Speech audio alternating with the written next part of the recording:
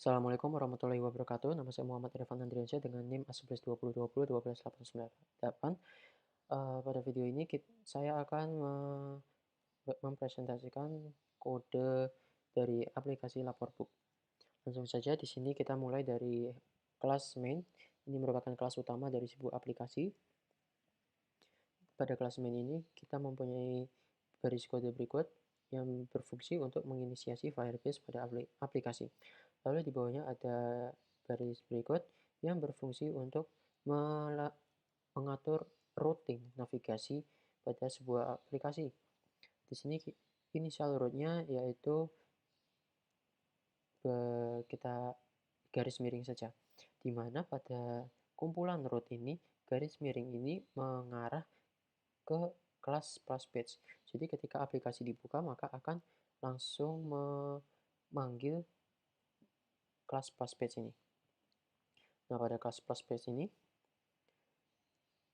terdapat fungsi initiate, di mana intinya yaitu jika user ini pernah login maka akan diarahkan ke root dashboard. Namun jika belum maka akan diarahkan ke menu ke kelas login. Di sini ada pengecekannya. Nah, pada kelas plus page ini hanya menampilkan sebuah teks selamat datang di aplikasi laporan. Itu saja. Lalu berikutnya yaitu kelas login page.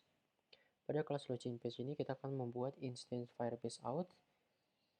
Lalu di sini juga terdapat fungsi login yang akan dipanggil pada saat tombol login diklik. Pada fungsi login ini kita akan mengambil email dan password, yang mana email dan password ini adalah field yang telah diisi oleh user. Jadi field yang telah diisi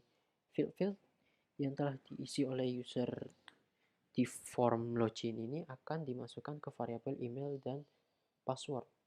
Nah, isi dari email dan password ini kita gunakan untuk memanggil fungsi sign in with email and password. Lalu kemudian aplikasi akan menampilkan, berubah tampilannya ke root dashboard, yang mana akan menampilkan kelas dashboard. Itu saja. Lalu kelas register page.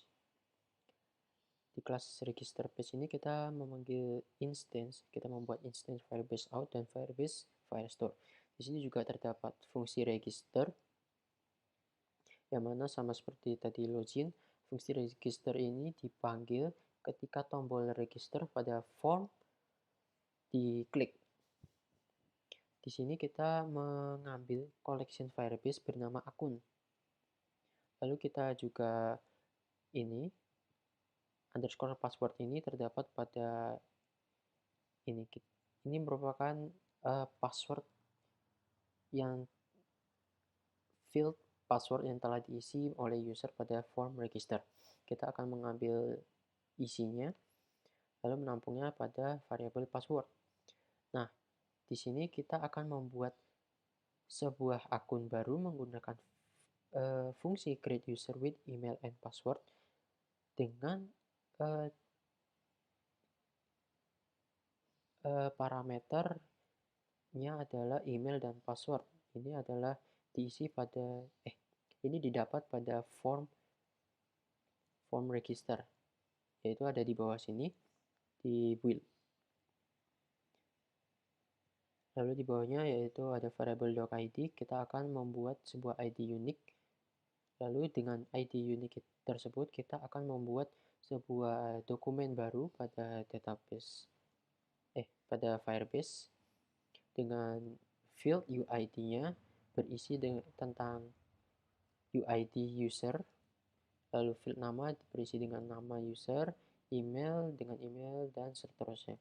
Nama, email, nomor HP ini didapat pada form register. Lalu di bawahnya, nah ketika sudah selesai maka tampilan akan diarahkan ke root login dan akan menampilkan kelas login. Lalu selanjutnya itu kelas dashboard page. Setelah melakukan login kita tampilan akan diarahkan ke tampilan dashboard. Di sini kita terdapat variable is underscore selected index. Ini digunakan untuk menandakan indeks suatu halaman. Nah, kelas dashboard page ini merupakan kanvas, istilahnya adalah sebuah kanvas untuk menampung kelas laporan, kelas my laporan, dan kelas profile page. Jadi nanti pada dashboard ini kita akan menggunakan scaffold, kita akan menggunakan button navigation, yang nanti ketika button navigation itu diklik, maka akan menampilkan laporan atau my laporan atau profile page. Begitu. Lalu di sini ada variable page, ini juga nanti akan menampung kelas laporan, my laporan, dan profile page. Di sini kita akan membuat instance dari Firebase out dan instance dari Firebase Firestore. Lalu di sini ada akun, ini kita akan meng-override-nya nanti. Di bawahnya yaitu ada fungsi initiate. Fungsi initiate ini akan langsung memanggil get akun. Jadi ketika dashboard ini dipanggil, maka initiate ini akan langsung bekerja dan akan memanggil fungsi get akun. Nah, fungsi get akun itu ada di bawahnya. Fungsi get akun ini berisi tentang kita akan mengambil collection bernama akun di Firebase, di mana di sini ada sebuah kondisi di mana UID dari dokumen collection bernama akun itu sama dengan UID dari user saat ini. Limit 1 kita akan memanggil datanya 1 berjumlah 1. Lalu di bawahnya di sini ada kondisi jika query tadi tidak kosong alias ada datanya, maka variabel user data ini akan digunakan untuk menampung data tersebut. Lalu di bawahnya, nah, variabel akun ini akan di-override dengan diisi dengan data-data dari user data ini. Jadi field UID pada kelas akun ini akan diisi dengan field UID pada user data, lalu yes, berikutnya. Lalu di sini ada di bawahnya fungsi on item tab, ini dipanggil ketika button navigation itu diklik. Lalu berikutnya yaitu ini ada variable page berisi list sebuah kelas, yaitu isinya ada kelas laporan, kelas my laporan, dan kelas profile. Nah, kelas laporan, my laporan, dan profile ini memiliki konstruktor. Nah, konstruktor itu kita isi dengan akun. Nah, ini ada bottom navigation bar. Ini ketika diklik akan memanggil fungsi on item tab. Jadi ketika misal kita kan mempunyai kelas laporan. Laporan ini berada pada indeks 0. Maka underscore selected index ini akan bernilai 0. Lalu di sini ada my laporan juga. Ini indeksnya adalah 1, maka underscore selected indeksnya akan berubah menjadi 1. Begitupun seterusnya. Lalu pada kelas dashboard page ini juga memiliki floating action button yang ketika diklik akan memanggil kelas add form page. Kelas add form page ini akan memiliki rute underscore add yang nanti juga akan mengirimkan data akun ke add form page. Begitu selanjutnya yaitu kelas laporan. Pada kelas laporan ini, nah ini adalah konstruktor dari kelas laporan. Nah, konstruktor ini digunakan ketika tadi pada dashboard page ini. Pada dashboard page ini kan kita mengirimkan data akun ke laporan menggunakan konstruktor ini. Nah, data akun yang telah diterima akan masuk ke variabel akun ini. Lalu di bawahnya di sini ada list bernama list laporan, digunakan untuk menampung laporan-laporan yang ada pada database pada Firebase. Di bawahnya kita membuat lagi instance dari Firebase Firestore. Lalu di bawahnya terdapat fungsi getTransaksi. Fungsi ini berguna untuk mengambil laporan-laporan yang terdapat pada Firebase. Di sini kita menggunakan query lagi. Kita akan mengambil collection bernama laporan pada Firebase. Di bawahnya kita akan menghapus terlebih dahulu list laporan. Lalu di bawahnya kita melakukan looping untuk query yang kita gunakan tadi. Jadi kita akan mengambil istilahnya dokumen pada query tersebut.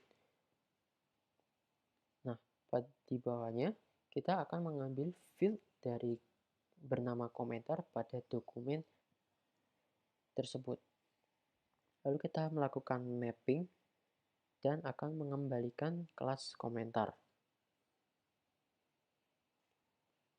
Lalu di bawahnya list laporan ini kita akan isi dengan tadi dokumen ini, looping tadi. Kita akan isi field UID-nya dengan field UID pada dokumen, lalu field doc ID dengan doc ID pada dokumen, dan seterusnya. Lalu berikutnya di sini pada build kita akan memanggil fungsi getTransaksi ini di sini untuk agar data list laporan tadi selalu up to date. Di sini pada laporan kita menampilkan secara grid view. Nah, untuk setiap item pada grid view ini akan berupa kelas list item. Kelas list item ini juga memiliki konstruktor yang akan kita isi dengan ini, list laporan index, which akun, dan list laporanku adalah false. Selanjutnya yaitu kelas my laporan, hampir sama seperti kelas a laporan. Di sini juga kita memiliki konstruktor yang digunakan pada dashboard page untuk mengirim data akun. Data akun tersebut akan masuk ke variabel akun ini. Lalu di bawahnya juga ada list laporan untuk menampung laporan yang ada pada Firebase. Lalu di bawahnya ada instance, kita akan membuat instance dari Firebase out dan Firebase Firestore. Lalu di bawahnya lagi terdapat fungsi getTransaksi juga. Namun yang berbeda yaitu di sini query kita melakukan kondisi.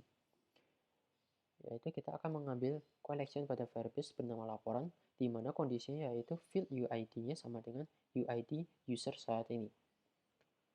Lalu kita akan juga menghapus list laporan tadi, lalu kita melakukan looping lagi, kita akan mengambil field komentar, dan kita akan melakukan mapping juga.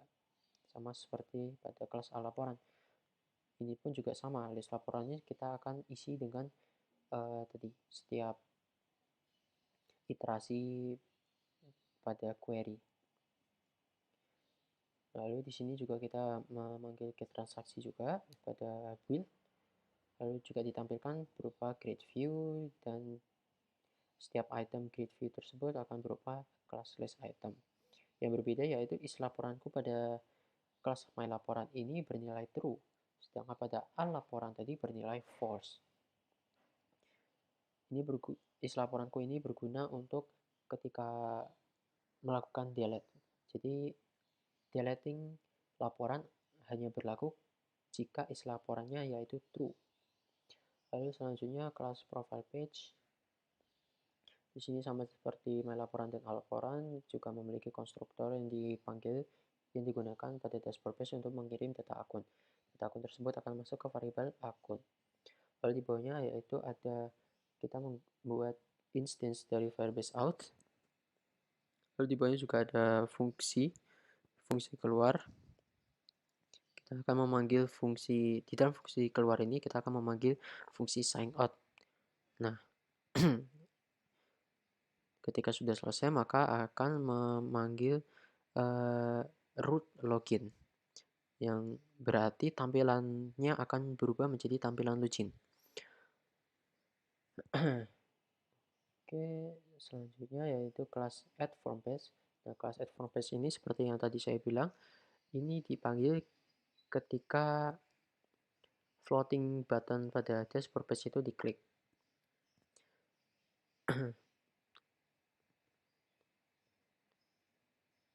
Nah, pada dashboard page tadi juga akan